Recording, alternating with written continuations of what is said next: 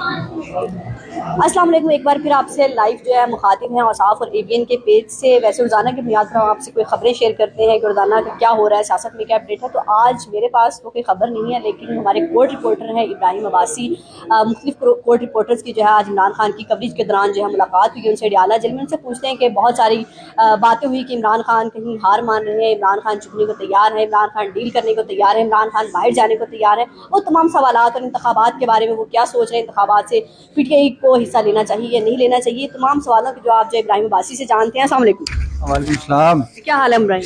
अल्हम्दुलिल्लाह, आपने कैसी हैं आप? अच्छा ये बताएं इब्राहिम, आज आपकी मुलाकात हुई है खान साहब से, जिनके बारे में जानना पूरी कौम चाहती है कि वो क्या सोचते हैं, वो कैसे दिखते हैं। सबसे पहले तो बताएं कि हशाश बिशाश नजर आ रहे थे? बिल्कुल, आज खान साहब से हमारी जो मुलाकात हुई है उसमें खान साहब जो है वो बिल्कुल हशाश बशाश दिखते हैं। और वो जो ख़बरें बाहर गर्दिश कर रही थी, शायद खान साहब जो है वो प्रेशराइज हो जाएंगे, रुक जाएंगे, अपना जो उनका एक विजन था उससे रुक जाएंगे। वो मुझे नहीं लगता कि उसमें वो ये बात दुरुस्त है, क्योंकि खान साहब उसी तरह आए जिस वक्त वो कमरे अदालत में दाखिल हुए, उन्होंने साथियों को मुखातब करके ये बात बोली कि आप यहाँ पे रुकिएगा, मैं थोड़ी देर बाद आपसे जो है वो बात करूँगा। फिर वो थोड़ी देर मुशावरत की, उन्होंने उनकी बहनें भी जो है वो आई हुई थी, अपने वकला के साथ उन्होंने मुशावरत की। मुशावरत के बाद जो है वो जो है जज साहब के पास गए।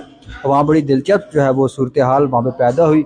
वो ये हुआ कि जिस वक्त खान साहब वहाँ पे गए, नीचे खड़े हुए अदालत के सामने, तो जज मोहम्मद बशीर जो तोशाखाना केसेस की जो समाअत कर रहे थे, तो उन्होंने कहा कि मैंने आपको बुलाया नहीं है, तो फिर आप क्यों आ गए। फिर वो एक स्टेप और ऊपर गए और उन्होंने यूँ करके जो गवाह उस वक्त का गवाह था जो उसका जो है वो कलम बंद करवा रहे थे और उनके ऊपर जिरा हो रही थी। तो उस वक्त खान साहब ने यूँ करके उसको देखा, यार मैं भी देख लूँ कि ये जो बंदा है $20 मिलियन का जो मेरे ऊपर इल्ज़ाम लगाया जा रहा है, मैं देखना चाहता हूँ कि कौन लगा रहा है। बाद में फिर आके उन्होंने साथी से बात की और वहाँ पे बड़ी एक दिलचस्प मीटिंग भी हुई खान साहब की अपनी पार्टी क़यादत के साथ। बैरिस्टर गौर साहब थे और दोनों साबिक चेयरमैन और मौजूदा चेयरमैन दोनों ने नेवी ब्लू कलर के जो है सूट पहने हुए थे। एक स्वेटर जो थी अच्छा, खान साहब की एक परसों किसी ने एक सोशल मीडिया पर बड़ी बात वायरल थी, खान साहब ने आजकल चित्राली टोपी पहनी हुई है, ऐसा था? नहीं, बिल्कुल ऐसा नहीं था। खान साहब के बाल से सिर्फ उन्होंने जो है वो कंघी की हुई थी, टोपी वगैरह कोई भी नहीं थी। अलबत्ता जो नेवी ब्लू कलर की उनकी एक स्वेटर और ट्राउज़र मशहूर है वो ज़रूर था। हाथ में तस्बीह थी और साथ ब्लैक कलर की जो है वो पॉकेट थी जिसके अंदर उन्होंने अपना चश्मा जो है वो रखा हुआ था। अब वहाँ पे मीटिंग इनकी जिस वक्त वहाँ पे हो रही थी, तो उस वक्त सब नसीब खोसा साहब वहाँ पे मौजूद थे, शोएब शहीद थे, खासे बाकी वकला भी वहाँ पे मौजूद थे। तो वहाँ पे बैरिस्टर गौर के साथ इनके तकरीबन 10 से 15 मिनट सरगोशी होती रही। वहाँ से हमें अंदाज़ा हो रहा था कि ये कितनी इंपॉर्टेंट जो है वो गुफ्तगू हो रही है। इसके असरात यकीनन जो वहाँ पे गुफ्तगू हुई है उसके असरात हमें यकीनन नज़र आएंगे पाकिस्तान की या पाकिस्तान तहरीक इंसाफ की सियासत के अंदर। इंटरेस्टिंगली उस वक्त ये हुआ कि लतीफ़ खोदा साहब थोड़े दूर खड़े थे और बैरिस्टर गौर साहब उनके साथ कान में कुछ बात कर रहे थे। लतीफ़ खोदा साहब ने आहिस्ता आहिस्ता जो है वो कदम पेशी शुरू की, वो खान साहब की तरफ आए। अच्छा, वहाँ जाके आपको लगा कोई इख्तलाफ है कि पीटीआई भी हमेशा ही कोई बैरिस्टर गोहर कोई बयान देते हैं, लतीफ़ खोसा कोई बयान देते हैं, ये कहते हैं पार्टी पॉलिसी से नहीं है या आपस में इख्तलाफात चल रहे, वहाँ दोनों के दरमियान ये खान साहब से गुफ्तगू के दौरान कोई ऐसी बात महसूस हुई है? नहीं, खान साहब ने बल्कि अपने वकला को वहाँ पे डिफेंड किया, क्योंकि वहाँ पे एक सवाल किया गया जिसमें ये कहा गया कि जो इंट्रा पार्टी इंतखाबात सुप्रीम कोर्ट में केस चला है, वो आपके खिलाफ जो फैसला आया है, उसमें एक सहाफ़ी की तरफ से सवाल किया गया कि वहाँ पे ऐसा महसूस हुआ क्योंकि पाकिस्तान तहरीक इंसाफ के वकला जो थे वो मुकम्मल तैयारी से नहीं गए हुए थे, क्योंकि काजी साहब ने या चीफ जस्टिस ऑफ पाकिस्तान ने या अदालत ने जो आपसे दस्तावेज़ात मांगी हैं वो आपने वहाँ पर जो है वो जमा नहीं करवाई, आप नहीं दिखा सके। जिस पे उन्होंने सवाल ये था कि क्या इसमें आपको लगता है कि क्या ये इसमें वकला की आपकी कमज़ोरी है। उसमें उन्होंने अपने वकला को डिफेंड करते हुए कहा कि जो हमारी पार्टी ने इंतखाबात करवाए इस तरह कोई और जो है वो नहीं करवा सकता। साथ में उन्होंने चैलेंज भी दिया कि ये जो दूसरे लोग हैं नून लीग और पाकिस्तान पीपल्स पार्टी की, उन्होंने खास तौर पर बात की कि ये अपनी फैमिली के अंदर भी जो है चैलेंज करते हुए इंतखाबात नहीं करवा सकते। अच्छा ये बताएं, ये तो हेयरिंग की बात होगी, जो सहाफ़ियों ने सवाल किए, क्या क्या सहाफ़ियों ने सवाल किए और खान साहब ने क्या जवाब दिए उनके? इम्पॉर्टेंट सवाल थे, ज़्यादातर लेवल प्लेइंग फील्ड के हवाले से था। उन्होंने कहा हमने दरख्वास्त दायर की, वो भी जो है वो फील्ड ही हमसे ले ली गई। फिर सवाल उनसे ये हुआ कि जो बुनियादी इंसानी हकूक़ के हवाले से सदर मुमलिकत का रोल आप उसको किस नज़र से देखते हैं, उसको उन्होंने इग्नोर करते हुए ये ज़रूर सारा जो बात थी वो सुप्रीम कोर्ट के ऊपर ले गए और कहा कि सुप्रीम कोर्ट के अंदर हमारी 8 माह से एप्लीकेशन पड़ी हुई है, उसके ऊपर भी सुप्रीम कोर्ट ने जो है वो कोई फैसला नहीं किया। हालांकि सुप्रीम कोर्ट जो है वो हमारे जो हकूक़ है उनकी मुहाफ़िज़ है, और साथ में दिलचस्प सूरत हाल तब पैदा हुई जिस वक्त सहाफ़ी ने सवाल किया कि शेख रशीद साहब को भी 9 मई के मुकदमात में गिरफ्तार किया गया और इसी अब थोड़ी देर बाद जो है वो आपके पड़ोस में या आपके अडयाला जेल के अंदर लेके आएंगे। उसका दोनों दोस्त एक साथ हो जाएंगे। हाँ, दो दोस्त एक साथ हो जाएंगे। खान साहब ने उसके ऊपर कोई रिएक्ट ही नहीं किया। उस वक्त हम हैरान भी हुए। पीटीआई की जानिब से एक बयान आया, शेर अफजल मरवत ने कहा है कि मैंने खान साहब के कहने से दिया कि सदर मुमलिकत जो है उनका पीटीआई से कोई ताल्लुक नहीं है, या वो टाइम आने पर पता चल गया तो पीटीआई ने भी उस पर कोई रद्द-ए-अमल नहीं दिया। तो बताएं क्या वाकई खान साहब की तरफ से बयान दिया गया था? नहीं, खान साहब के इस हवाले से जो है वो कल वाली जो मुलाकात उसमें जो क्लियर कर चुके हैं कि खान जो शेर अफजल मरवत हैं वो थोड़े जज्बाती हैं, लेकिन उसको दिलचस्प बात उन्होंने इसमें ये कही थी कि उसको हम कोयटा का बताते हैं तो वो कराची चला जाता है और जज्बाती है, दिलेर आदमी है। ये बात उन्होंने कही थी। अलबत्ता जो खान साहब जो प्रिटेंड करने की कोशिश कर रहे थे कि पाकिस्तान तहरीक इंसाफ के अंदर कोई दरार नहीं है, लेकिन जो है वहाँ पे मुझे महसूस हुआ कहीं ना कहीं कि खान साहब को ये चीज़ महसूस हो चुकी है कि पार्टी के अंदर ज़रूर दरार मौजूद है। अच्छा, बल्ला तो छीन गया। खान साहब ने जैसे कहा था कि बल्ला छीनने से हमें कोई फ़र्क नहीं पड़ता, लेकिन अब आज़ाद उम्मीदवार पाकिस्तान में हर जगह से खड़े हैं। तहरीक इंसाफ के इंतखाबात भी ऐसे जो मज़हका खेज दिए जा रहे हैं। इस बारे में कि खान साहब कोई तशवीश का इजहार किया है कि कैसे निशान दिए गए हैं और कहीं ना कहीं हॉर्स ट्रेडिंग का भी खतरा इससे बढ़ जाता है? बिल्कुल, खान साहब ने ये बात ज़रूर की थी। उन्होंने कहा तो पहले थे, अगर हम जिस वक्त मुझे इस्लामाबाद हाई कोर्ट से इन्होंने उठाया था तो उस वक्त रंजित के खिलाफ बात की थी, तो इन्होंने मेरे ऊपर जो है वो गद्दारी के जो है वो दफात लगा दिए थे, गद्दारी के मुकदमात दर्ज किए थे। उसके बाद उन्होंने कहा कि अब सुप्रीम कोर्ट ने जो फैसला किया है इसके ऊपर जो है वो अब JIT बना दी गई है, हमें बोलने नहीं दिया जा रहा। और साथ में उन्होंने कहा कि जो हमारे उम्मीदवार हैं वो ऊपर से हमारे जो इंतखाबी निशान है बल्ला वो भी ले लिया, और साथ में जो हमारे उम्मीदवार हैं इनको गंदे बंदे, उन्होंने ये लफ्ज़ यूज़ किया कि गंदे बंदे इंतखाबी निशानात जो है वो अलॉट किए जा रहे हैं जिनसे जो उम्मीदवारों की उनकी तजलील होती है। ये बात भी उन्होंने जो है वो बात की। और साथ में ये कहा कि मैं अपनी जब तक मैं ज़िंदा हूँ तो मैं अपनी जद्दोजहद जो है वो जारी रखूँगा, इनके साथ में लड़ता रहूँगा, इनको मैं नहीं छोड़ूंगा। और साथ में उन्होंने ये बात भी की कि अगर ये जो सियासी जमात के हवाले से उन्होंने बात की, आपकी क्या आपका जो फैसला था किसी दूसरी जमात, उससे उन्होंने कहा कि मैं अभी इस मुतल्लिक़ कुछ बात नहीं करूँगा।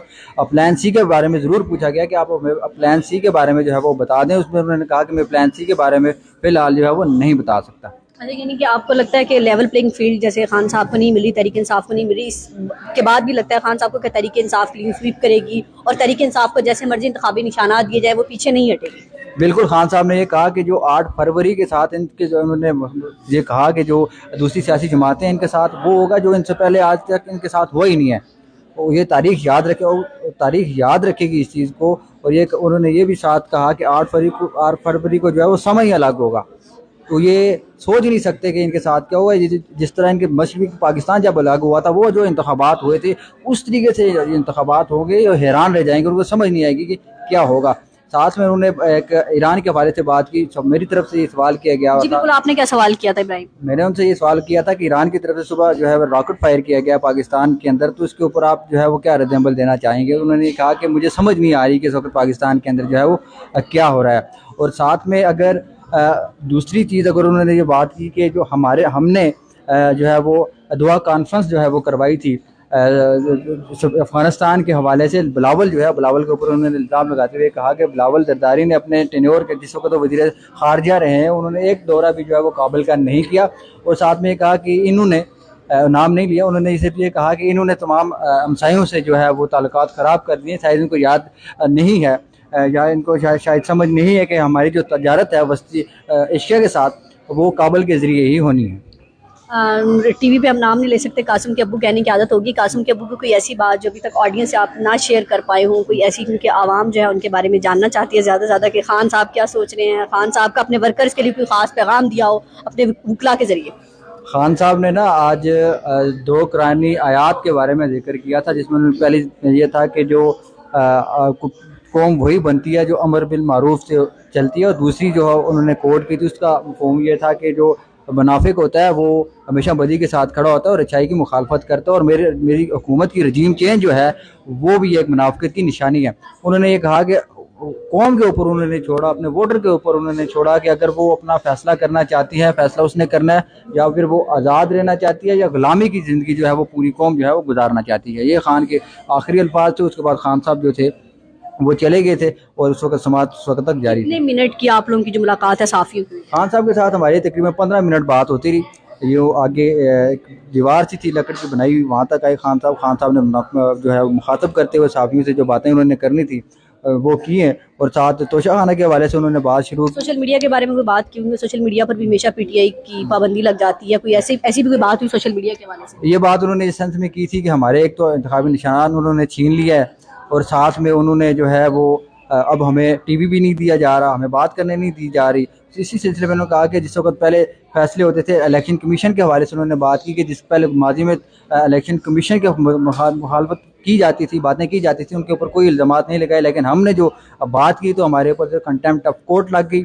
और साथ में ये भी कहा कि मरीम नवाज के ऊपर इस तरह का उन्होंने बातें की, इसके बावजूद उनके ऊपर कोई केस नहीं बनाया गया। और साथ में उन्होंने ये बात बोली कि इन्होंने तोशा खाना से गाड़ियाँ, यहाँ से उन्होंने बुनियादी तौर पर बात शुरू की थी कि इन्होंने तोशा खाना से गाड़ियाँ ली हैं, इनके ऊपर कार्रवाई नहीं हो रही। ये देखें अदालत लगी हुई है और मेरे 20